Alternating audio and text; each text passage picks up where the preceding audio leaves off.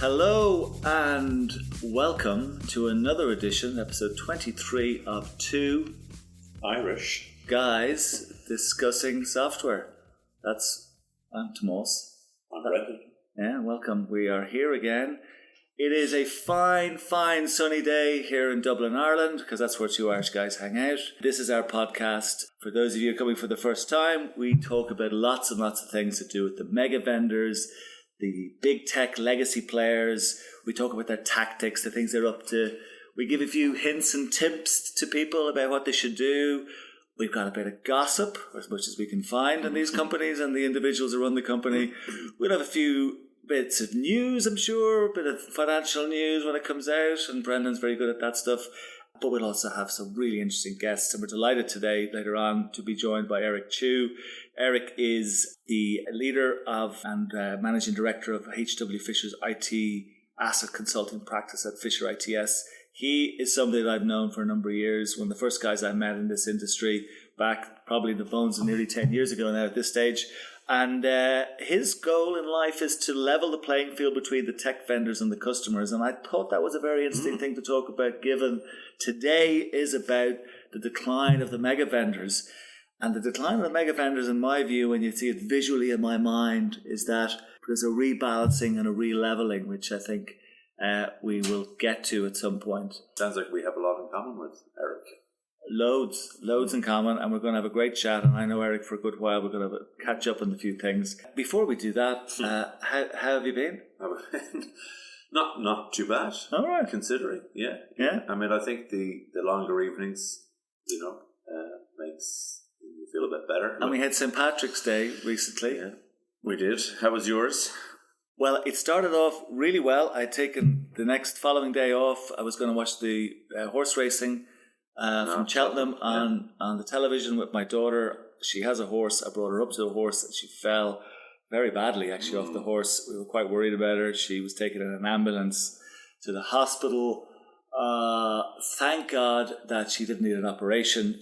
They were able to kind of manipulate her pelvis is fractured in 3 places. But she's on the road to recovery. She's 17 and hopefully she will be fine. Yeah, that's nasty. Well, that's the kind of thing that would stop you wondering about the mega vendors, puts it in perspective. It did. It stopped me for a few days for sure. Yeah. But we got to get, as the saying goes, I got to get back on the horse. Doesn't sound like she'll be back on one for a while, but anyway, I'm sure she'll be on the mend soon. She's young enough. She is indeed. So that's been happening in my life. So I'm glad I didn't have that type of excitement. No, nothing particularly exciting. The only thing that's exciting is the thought of travelling again. Oh. So yeah, I mean, we've been talking about not going to trade conferences and trade shows for a while, so we're now starting to book some. Where are we going? Where are we going? Well, I'm going to... Can I come? I'm going to take you to Vegas. Fantastic. And you know what they say about Vegas? I have no idea. What happens in Vegas? Stays in Vegas. Excellent. Well, I'll look forward to staying in Vegas. Yeah, and also Copenhagen and the UK. And so, a few trade events popping up with some of our friends, like, iCham Review, I think in September, and some SAM events and procurement events. So, looking forward to that. Wow. Okay. Meeting people. Gee, let's fingers crossed these things customers. happen. Yeah. We did try to do these things before, but we had to cancel them. But hopefully we've cancelled a lot. Yeah, we've cancelled a lot. So looking forward to that. A bit of normality. So what news is going on? What's been happening in the world? We have to talk about our favourite people in the world. There's a lot of IBM. News. There's a lot of news. You're going to have to manage me today, so I don't kind of run over. Yeah. There's so many stories. I got the 3-line whip here. Hit me. No, don't hit me with the whip. But lots of news about IBM, Oracle this week, Salesforce, Microsoft. I think everybody gets a go this week. So we'll start with IBM, and the best place to start with IBM is in the courtroom because they spend a lot of time there, fighting with their clients. So they're becoming a law firm nearly at this stage, aren't they? Yeah, they're fighting with 2 of their UK customers. Very briefly, Direct Line Group. One of their clients they're in a lawsuit with them. Actually, they settled. Don't know what they settled for, but somewhere on the courts of the district court, I'd imagine, over an agile project to move off an insurance platform that was running on the mainframe. So this kind of goes back to about 2014. And it was kind of complicated. There was Teradata were involved in a data warehouse, and there was ETL, extract, transform Transform and Load, as some people might know, using Informatica, which actually would be a competitor of IBM's for its kind of information server products. Anyway, it was a bit of according to the reports, it was a bit of a botched job, and the project had to be restarted from scratch. So, just an example of IBM not really delivering. But that kind of brings us back to then another similar project that they had with Co-op, which we talked about before. Another customer. Customer. And I kind of heard about this a few years back, before I was with Origin, actually, on the street. Kobe used to be a client of mine. I heard it was kind of something rumbling, but I didn't really know what was going on. But there was a £175 kind of £1 million project, another agile project. Now, agile is supposed to be nimble and swift and easy, but it turns out it was anything but. So just a lot of failures. They were using a subcontractor called One Insurer. Yeah. But basically, the way I read it, it was about typical for projects. They subcontracted One Insurer. It looks like One Insurer didn't have the resources to deliver. But I also just see, from my perspective, overselling. Yeah, this is the thing. I was going to say that. This is less about all the money. It's about they sold something just that was bad selling. They sold something that just didn't look fit for purpose. I mean, they sold something that was supposed to be, this is off the shelf, a little bit of configuration. We drop it in. Okay, it's a $175 million project, so it's not quite drop in, but it is agile. But it turns out that the product that they were putting in was built for the US insurance market. So it's not built for the UK insurance market. So it's going to need, like we've all done this stuff. It needs, massive configuration, change management. You probably have to change the database. You have to change the screens. The language is different. So anyway, there was an overrun. Co-op pulled the plug. IBM then... Sorry, they wouldn't pay an invoice because they hadn't delivered. IBM then stopped working on the project. So they go to court. I mean, that's crazy. Go to court with two customers. What was the final then? What was the settlement? Was there a settlement? Well, there was a settlement of $30 million for damages, not yet determined who pays for the court for the costs, and it was presided over by Mrs. I thought it was interesting, Mrs. Justice O'Farrell. She must be related to somebody we know. Justice Mary O'Farrell. So. She went to Durham University. I don't. She's obviously Irish, but that's so two Irish guys and one Irish judge.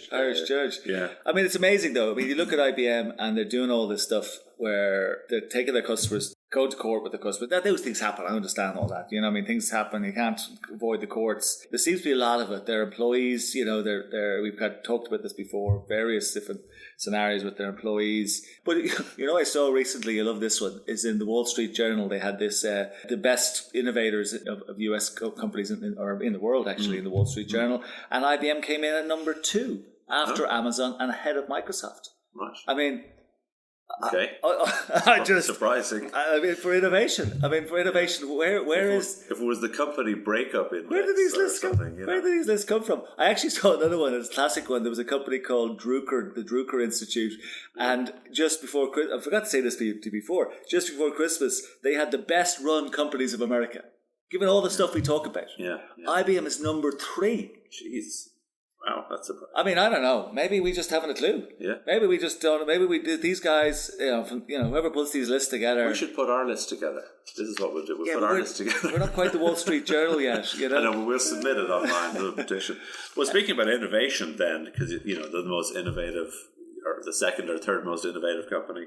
Well, they used to make a lot of money from innovation. Yeah. As it turns out, from their patents. I mean, I guess the closest thing to patent trolling as you could possibly find. But apparently the way they do it, it's not called trolling, it's called godfathering. Because they just hoover up all the patents, right? They file for patents for stuff that they're never going to use. I told you they were a law firm. Well, they certainly must have lots of patent lawyers on their side. But it used to kind of generate about $1 billion a year. So...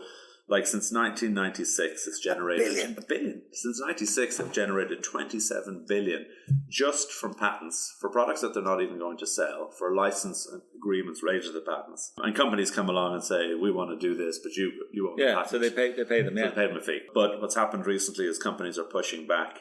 Companies like Airbnb and Chewy and stuff, and they're waging battles in the courtroom because they're kind of saying these patents are ancient. They were invented in the dark ages. When the internet was being conceived, you put down some patents around certain activities and maybe monitoring customers or customer analytics, and they're dated. Like it's everything is you have a patent for it is essentially ubiquitous. Like everybody knows about it. So the patent revenue is dropping. It's dropped from $1 billion to just over $600 million, which is a big drop.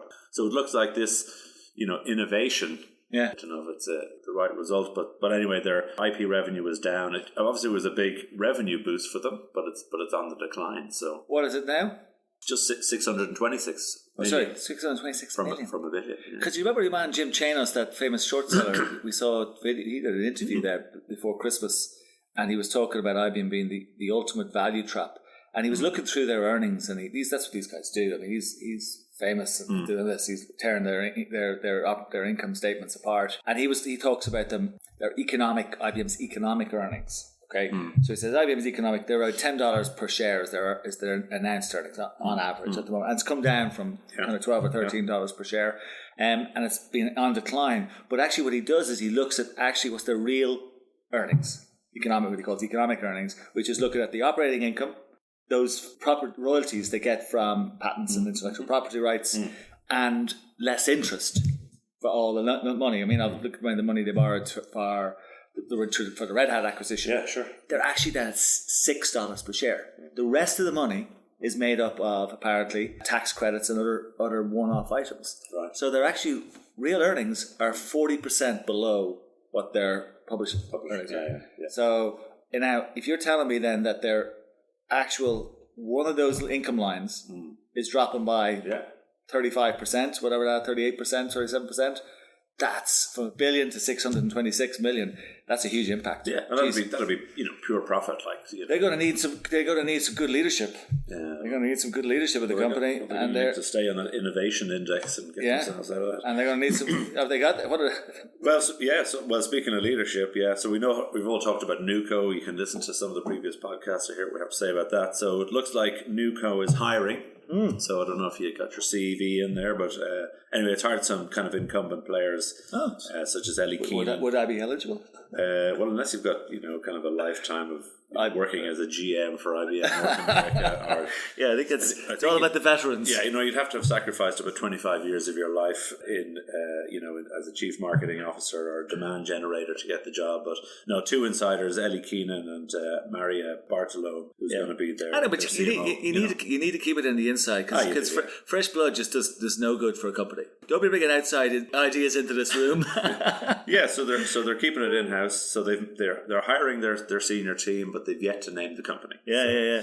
And speaking of their senior team, I'm sure these guys are getting well paid, but Krishna and Jimmy Romedy are still certainly got well paid. Between them, they hoovered up about 40 million in 2020, where they presided over a 4.5% decline in revenue. We all know about Ginny, that she presided over a kind of a 25 billion drop in revenue from the time she joined. So huge money, but everything's relative, though. Yeah, yeah, it is. Yeah, and I guess you get what you pay for, don't you? But I actually thought more than the 40 million that they've earned between them in a year is that Ginny isn't gone. That she's actually a contractor now. Believe it or not. She never goes away.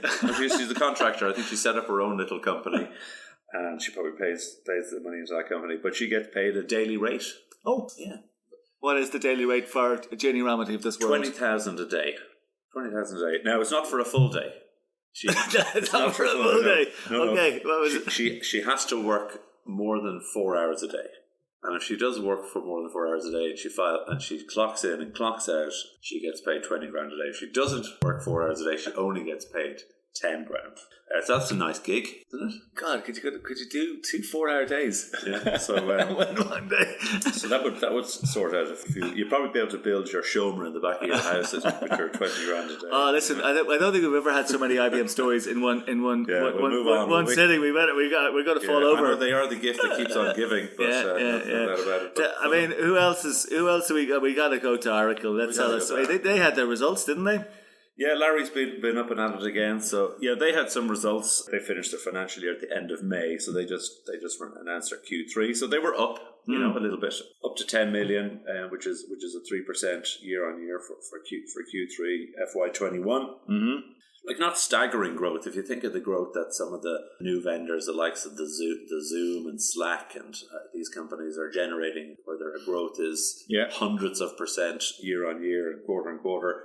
3% isn't particularly great. I suppose maybe positive for them is that their subscription revenue now accounts for 72% of their revenue, which increases your valuation. But the market isn't that happy. They're kind of saying that the revenue is not accelerating at a material pace. 3% isn't particularly exciting. They've also done a share buyback, which obviously removes the number of shares floating in the market. That increases their share price. And as a result of all of that, their share price dropped by about 9.9%. So, it's not very exciting for them. People are not, again, this is the problem. We talk to Eric in a little while, the decline in the mega vendors. Nobody likes the stories out of them. They're just fighting each other. Just fighting each other, yeah. You know what I mean? There's big bullies in the back room that nobody cares about are having thumps at each other. Was something about Christian Klein came out in January and said that, we have 200 ERP wins against Oracle. And what does Larry say at this one? Well, Larry says, that's not true. We can't find any evidence in that. But here's 100 that we'll list in the last quarter. And he went on to list. He took 10 minutes of the announcements to essentially attack SAP. And he listed off, East Sussex. He read 100 names. He really read, and he said, names. He read 100 names, and he said, and there's more. There's more. I mean, honest to Christ, it's very political. And that's not all. So so we'll see if there's we might see a riposte from SAP in our next. That'll be fascinating. I saw that they lost as well. They lost a federal court case. That remember the one we mentioned before about the Sunrise firefighters securities fraud. Yeah. They were suing them by overinflate their revenue, their cloud revenue. So, the funny thing is, during all of those announcements, they were talking about, and all of the number of the press were picking up the fact that, Oracle are a big player in the cloud industry, and their numbers are really solid. And then this case comes out and says, actually, the audit bargain, the ABC, the audit bargain close activity. They were basically, looks like they were manipulating their numbers completely. That's what the judge is basically saying. They were pretending that they had more cloud revenue than they actually had. You just name a product, put the name cloud in it, and then say it's cloud. But where are the journalists then going writing these articles? They don't even actually do any research. This case comes out a few days later, you wouldn't know from the product names what they are. Is it bridge to cloud? Is it is it a cloud pack? Is it a I know from talking to customers recently that who have these IBM cloud packs, but they're actually deployed on premise. And they're perpetual license. But they call them a cloud pack. But some of the software still, it's supposed to work. Some of the software still doesn't work. Do you hear about Citigroup having to try and get back almost $900 million that they paid out incorrectly by using an Oracle product? I'm not saying it was all Oracle's fault, but there's issues. Yeah, but it's a product that for FlexCube that Citigroup were using. Now, these things can happen, but surely to God, these things should work better. You know what I mean? Have you seen the screenshots of the product? It looks like something from the Dark Ages, it does. How could a user possibly be expected to click the right buttons? Anybody else we need to talk about? Salesforce had their Q4 and FY21, so they're also up year on year. They posted good revenues, to be fair to them. $5.82 billion for the quarter, which is a 20% increase on last year. Their full FY 2021, because their financial year at the end of January, if anybody's interested, was also up. But the market isn't happy again because their profits are down. So the market is kind of saying, revenue's up, but we're not happy with the profit. The forecast profit for 22 isn't great, and your free cash flow isn't particularly attractive. So they need to look after some of the other numbers. And their share price dropped. So Salesforce, who would have been probably 10 years ago, certainly when the new kids at the block, is now obviously definitely in the mega vendor legacy space. And it's $20 billion, in revenue. But I think there's a drag on its stock price, and potentially because of the Slack acquisition, they paid $27 billion for that, and that's yet to kind of materialize. So it's not the market darling. And it's there's other companies like Workday, up there in a kind of similar space. They've got over $1 billion now in revenues annually, but their share price is also declining. But in good news, they are hiring 400 people in Dublin. That'd be good during the week. For some more. Not sure where they're going to go. Good for some more Irish guys. It says at its Dublin HQ, but nobody's actually working from a HQ anymore. So so we just watch. One day we'll be going travelling soon, as you said. Yeah. But they've listened again. We can never find a bad story about Microsoft. We struggle. We look, and they're now cozying up to the European publishers. The case around that was down in Australia about use of the media, Facebook, and They've kind of cozied up to them. They're supporting the mandating of payments of content. So they're jumping into bed and becoming the good guy. I mean, we've looked. We did find a news report, and it went like this: Bill Gates arrested after a knife incident in Nebraska. Now, I'll pause to say that was reported in Newsweek as a piece of fake news, it turned out. But that was actually the news report from various news sources in Nebraska. A guy called Willie Gates Jr. was detained by the Lincoln Police Department. He turned out to be a 39-year-old guy. So anyway, we looked. I mean, Brian was looking hard. He wasn't carrying the patent for the coronavirus in his rucksack. No. Yeah. Listen, it's all looking downhill for these guys. I can't believe it. The decline of the mega vendors. We have to bring Eric in on this. Eric Chiu, just to remind people, Eric is managing director of FisherITS, and he is a very interesting person. He spent 6 years of his life, by the way, helping IBM. Can you believe that, Eric? You helped IBM. But as I said, Eric is running his business now for the best part of nearly 10 years at it. We first crossed our paths properly together in 2016 in Gartner. We stood on stage, and I'm delighted to have you here. Eric, how are you? I'm fine, thanks, Thomas, and thanks for the opportunity to join you guys in the chat. Indeed, I came from the dark side. I actually helped IBM started the compliance program in the UK and ended up running quite a few of their compliance audits for just over 6 years. And I have to admit, I didn't make too many friends in the industry, and that's why I decided to basically switch sides and been a much happier man since. So using the similar experience and expertise, helping end customers managing their software licenses in a better way, and very often defending them in vendor audit situations. Yeah, you're the classic poacher turned gamekeeper, aren't you? I remember don't know if you remember the session we did. We did a joint presentation at that event in October 16, and it was around why software audits don't have to be painful. I suspect while we gave really good advice, I'd say a lot of people listening probably would think that they can be very challenging, can they? I mean, this is what you spend a lot of your time. I know it's not all what you do, but you spend a lot of your time with companies who are going through that pain. Yes, indeed. And, things do change over the years. Most of the vendors are still doing a lot of compliance audits. COVID has also accelerated, I guess, some of these audit practices and in terms of how often and how much they audit their clients. And one or two vendors decided to go down a different path. I have to say, sadly, or most of the vendors are still seeing big vendors. They're still seeing audits as one of the main sources of their revenue today. And that hasn't been easy for a lot of their customers. Yeah. We'll come back to the audit in a minute, but I'd love to just bring it back to the conversation. And I know you were listening in there while we were chatting, myself and Brendan were chatting. We're painting a picture here, and we do this, we cover various themes. I thought it was maybe timely to look again at the kind of decline. And when you look at the stories that we just went through over the last kind of 15 minutes or so, these mega vendors, take that IBM example from Jim Chanos, they're losing revenue, okay? They are running out of road to places to make money. You can even go back to when we were on stage in October 16. That's like 4.5 years ago. The world has really changed for these guys. And it was difficult then. It looks an awful lot more difficult now, doesn't it? Yeah, absolutely. So in our world, we kind of cut the vendors into two camps. One is what we call the legacy vendors. That's really trying to be cloud, but some of them are more successful than the others. And the other camp is basically the new and up and coming new mega vendors.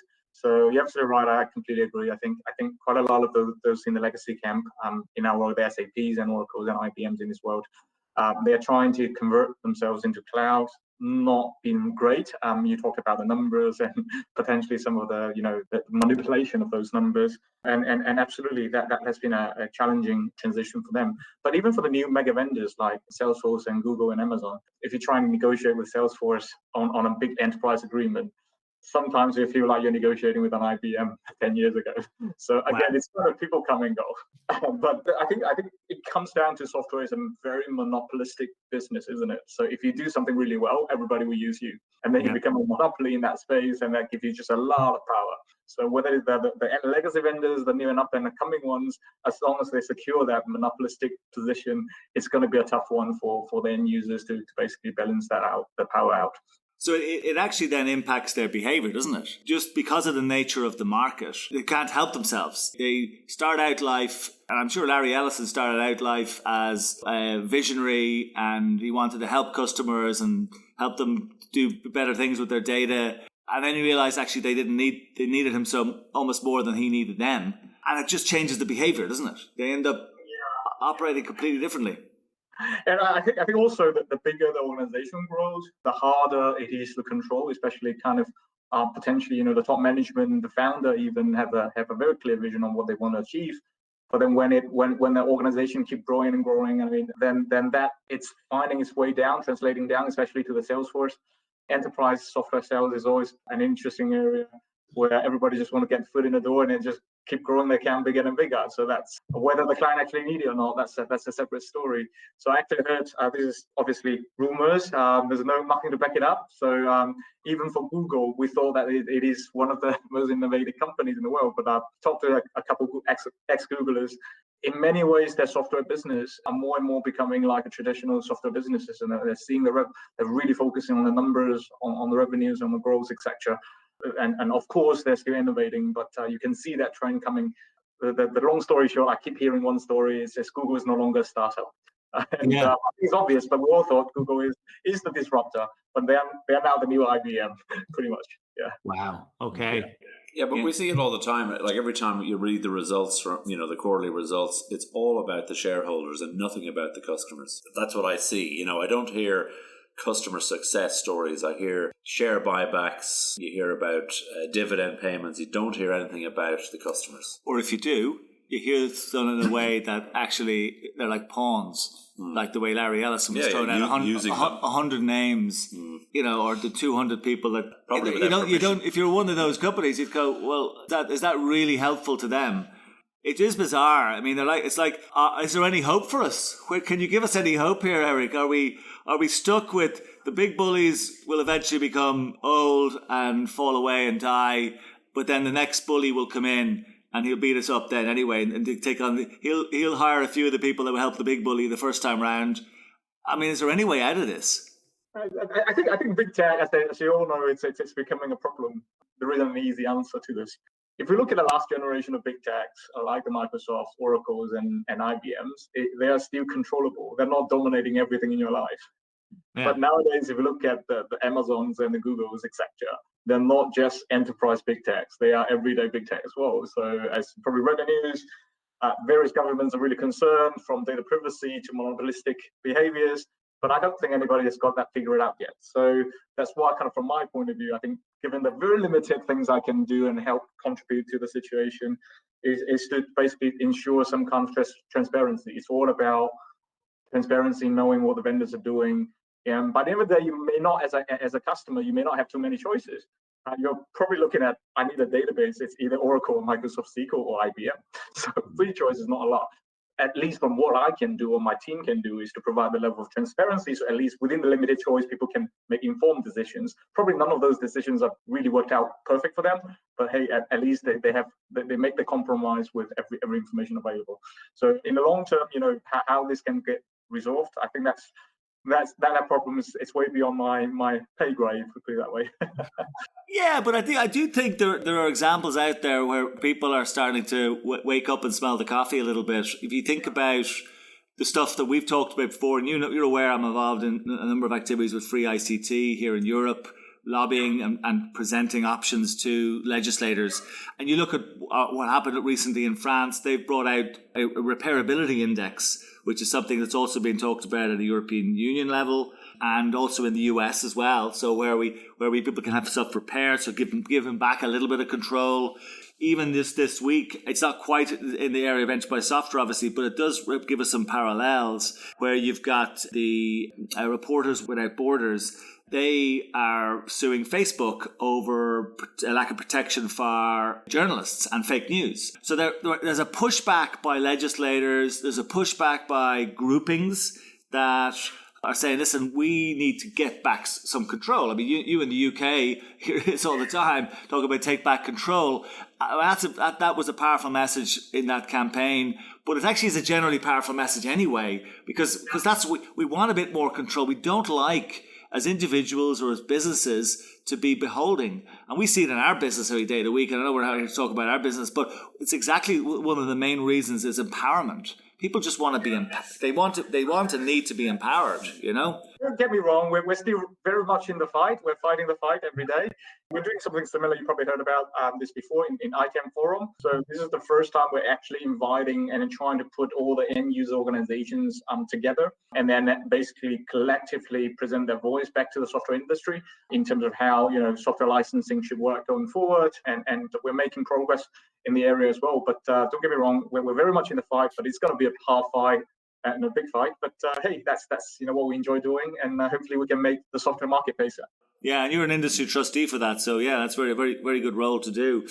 Tell me, just going back to some of the results, and I know you do encourage people in your industry to actually take a very close look at the financial results of some of these companies. Why is that valuable? I think it's an obvious point. Maybe not so obvious to the wider IT community, but in our area, licensing, ITM, software asset management, it's license compliance revenue has been a main revenue driver for a lot of these big vendors for many years.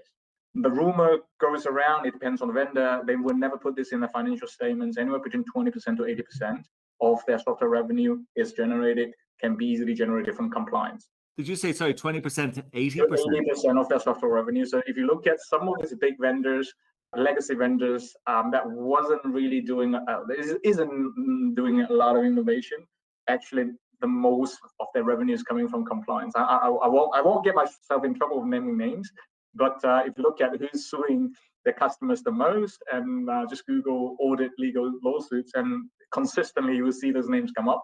And the rumor on the streets, they're earning about 80% of their revenue because of an audit exercise. So yes, absolutely, a revenue driver. It's a big thing for the software companies, especially the legacy software vendors who hasn't been so successful in transitioning the proposition and portfolio into the cloud.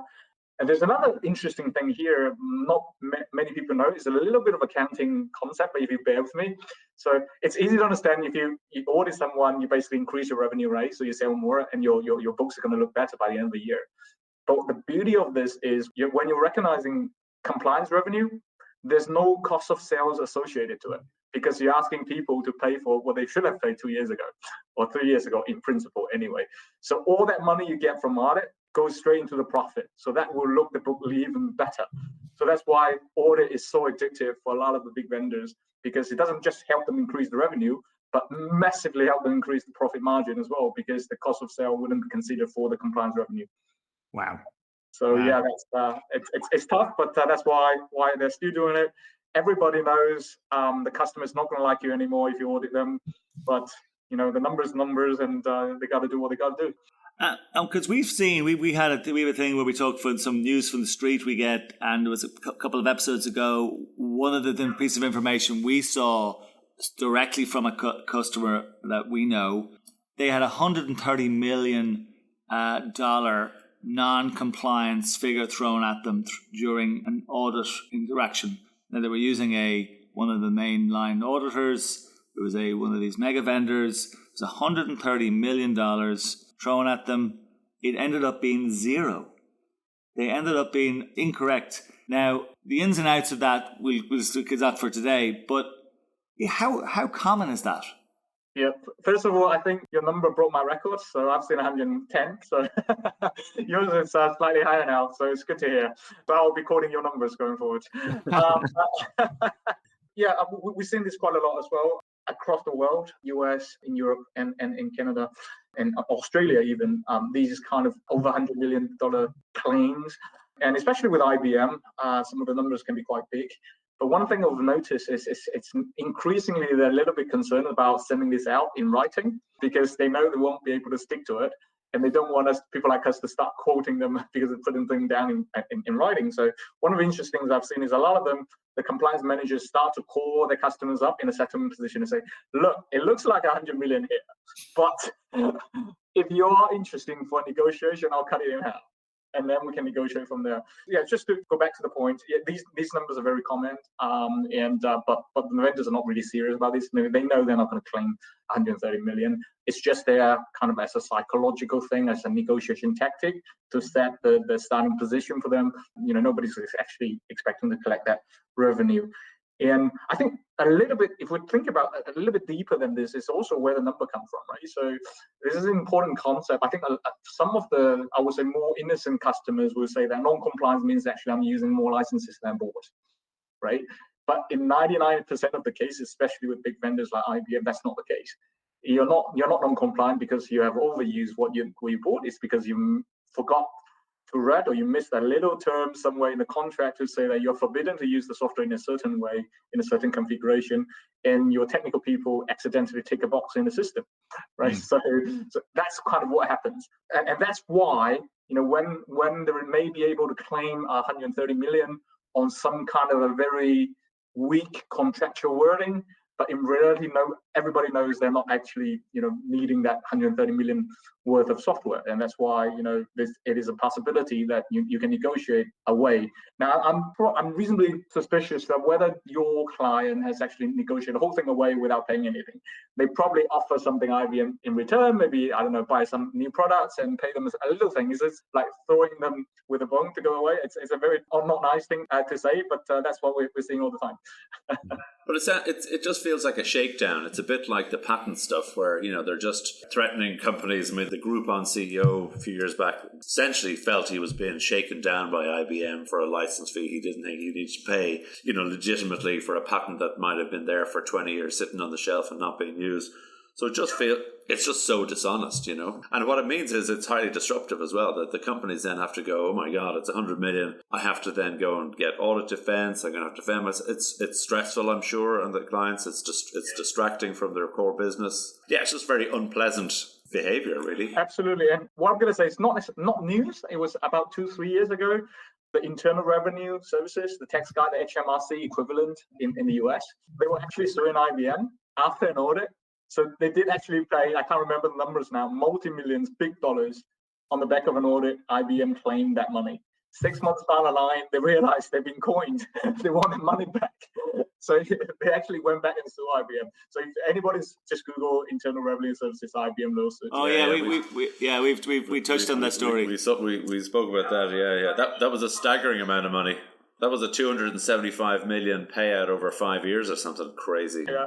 It just shows you kind of how concrete this number can be or cannot be. So yeah, it's not a very nice business that has been operating, I guess. And Eric, you have spotted something that IBM, for example, are starting to do, and I'm sure others have done it already, or if they haven't, they'll do it. Even though it's so profitable, there's a fee that they pay where your old company, Deloitte and others, and KPMG, in IBM's case, I think they're the main two, but others do it for other companies. They're starting to try and, I think you mentioned, they're trying to see that they get their customers to pay for that fee. So not actually, so IBM doesn't want to cover it anymore. Is that correct? Have I got that correct? In a nutshell, yes. Well, it's not what it reads on the team, but IBM has come up with a program called IASP program.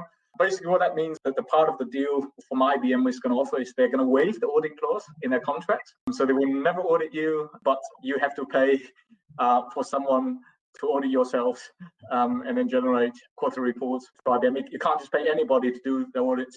You have to pay for one of the 4 appointed suppliers by IBM to audit yourself. It's kind of, in my personal opinion, it's even worse. They don't even want to actually pay for the audit themselves now. They're asking the clients to pay for it and then market it as hey, we're doing a good thing, we're taking the audit away. Everybody that does this, will take the audit clause out of your contract.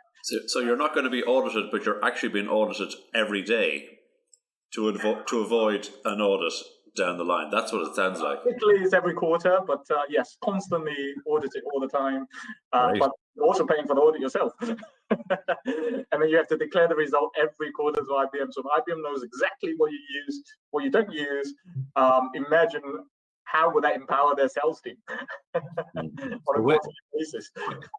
Yeah. And it doesn't provide 100% protection. Isn't there some kind of funny thing around the subcapacity configuration as well? That if you get that wrong, you can still be fined?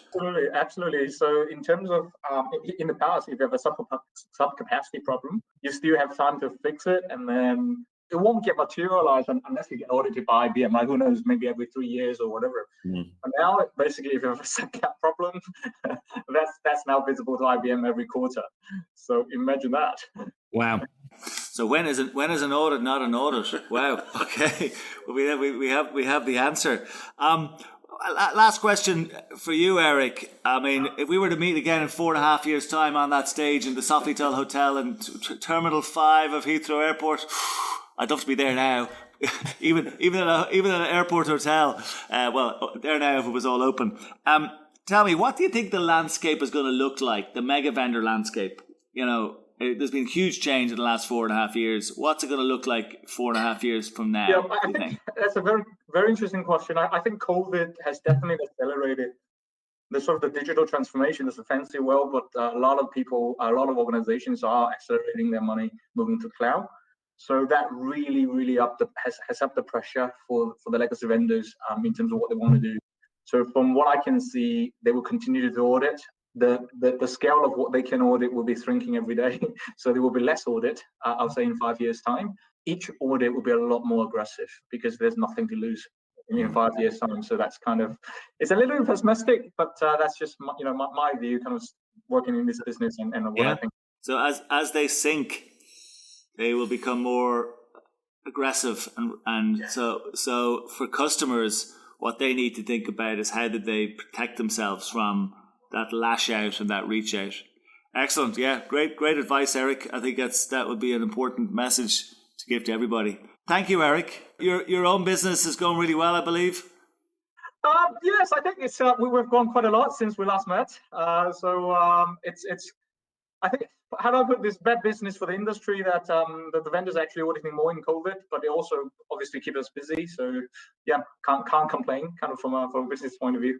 Well, keep it up, and I really look forward to, in a few months' time, hopefully when things get better, I can get over to London and we'll have a cup of coffee or spot of lunch or something. We're good to see you again. All right. Thanks. Thank you, Eric. Thanks, Eric. Good to talk to you. Yeah. Take care of yourself. Yeah. Brendan, wow.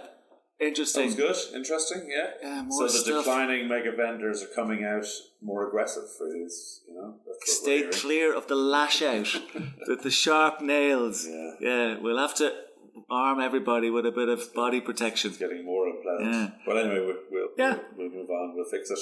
We'll be on in a month's time. Another month? Yeah. There'll be a few more numbers out then. Do we have a date? End of the month. Anyway, after Easter. Yeah, after Easter. Back after Easter. We'll give you there'll be a lot of financial results coming out, so we'll have a look at those. There should be. Yeah, we might get an interesting guest to help us with some of those, maybe. We might do, preliminary results at least. So we'll look forward to that. Thank you. Sounds like there'll be a lot to talk about because these vendors are never without wanting. Yeah. So. Thank you. Thank you, Derek. Thank you for listening, and we'll talk to you all in a month. Take care.